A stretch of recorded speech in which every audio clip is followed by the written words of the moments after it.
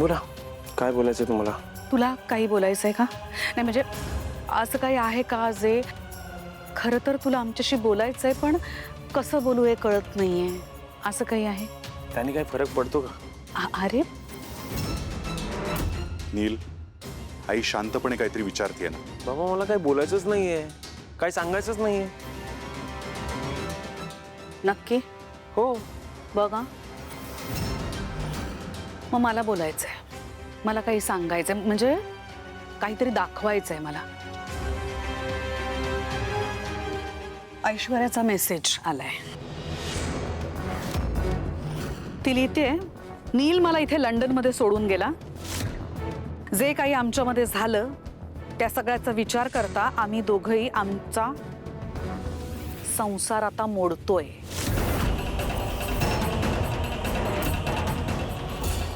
असा आम्ही निर्णय घेतलाय. आम्ही डिवोर्स घेतोय. आम्ही वेगळे होतोय. आणि हा आमचा दोघांचा निर्णय आहे असं लिहिलंय तिने. हा असा ऐश्वर्याचा मेसेज आलाय. आता नाही बोल ना काहीतरी.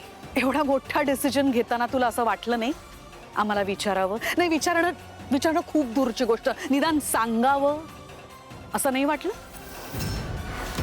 नील, ऐश्वर्याने जे काय केलं ते चुकीचंच केलं, पण म्हणून तुम्ही असा तडकाफडकी निर्णय कसा घेतला? तुझ्याकडनं ही अपेक्षा नव्हती. नाही मग मी काय करायला हवं होतं सांग ना.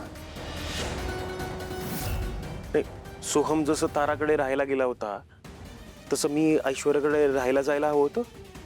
नील, बाबा, सोहम आणि तारा एकमेकांवर प्रेम करतात आणि त्यांनी आयुष्य एकत्र काढायचा निर्णय घेतलाय आणि त्या निर्णयावर ते अंमल पण करतायत. ऐश्वर्याच्यात आणि माझ्यात काय होतं सांग? माझं फक्त लग्न झालं होतं म्हणून ऐश्वर्या आणि मी नवरा बायको होतो. आमच्यात कधी प्रेमाचा संबंध किंवा प्रेमाचं नातं फुललंच नाहीये. आणि जिच्यावर प्रेम केलं तिचं काय झालं आणि कोणी केलं हे सगळ्यांना माहितीये. नील,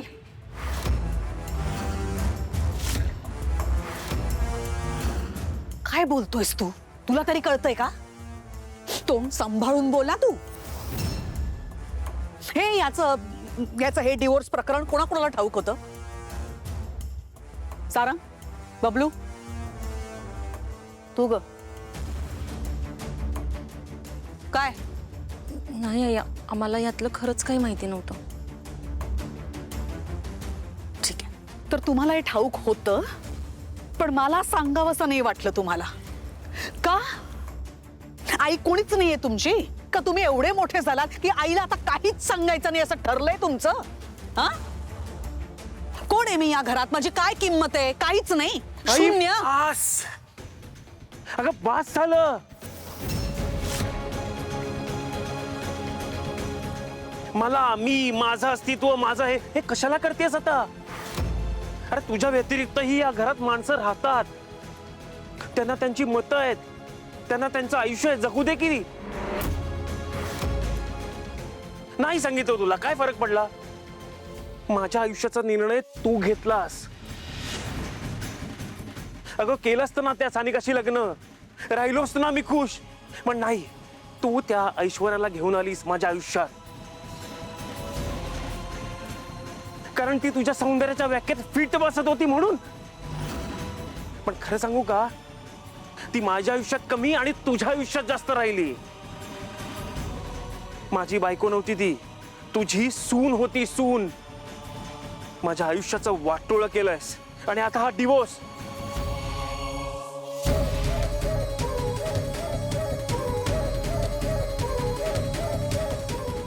मी नव्हतं सांगितलं तुला डिवोर्स घे म्हणून. मग काय पर्याय ठेवलास माझ्या समोर? आहे काय पर्याय? ऐश्वर्या आवडली तेव्हा तू तिला माझ्या आयुष्यात घेऊन आलीस, पण तिने जे केलं हे कळल्यावर तू तिचा द्वेष करायला लागलीस. नील, तिला बाहेर काढायला सांगितलंस, एक निर्णय घेतलास आणि तू सेट झालीस. मला म्हणे की जाऊन सोडून ये. मी आलो ना सोडून लंडनला लांब. आता अजून काय करू आई? नील, हे बघ, हायपर नको. आपण बोलूयात, पण शांतपणे बोलूयात. अरे मी बोलायला आलोच नव्हतो ना यार. मला नाही बोलायचं या विषयावर. नील भाऊजी, मी तुम्हाला बोलवायला आले होते की नाही? अरे पण बोलवलं कोणी? हिरीच ना.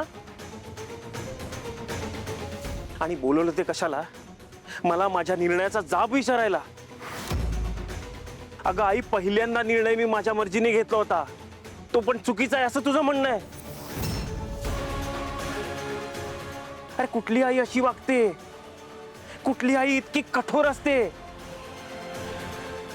खरं सांगू का, तू माझी आई नाही आहेस, वैरीण आहेस, वैरीण. नील,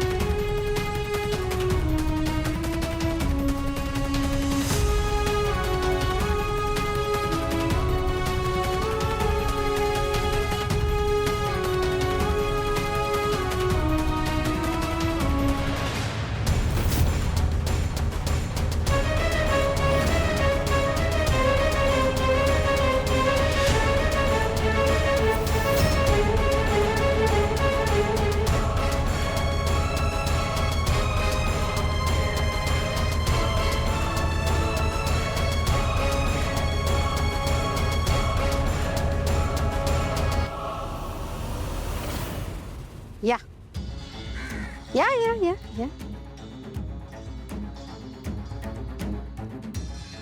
काय डॉक्टर साहेब, कुठं निघाला होता तेवढ्या घाईघाईने? ओळखलात का मला? हो.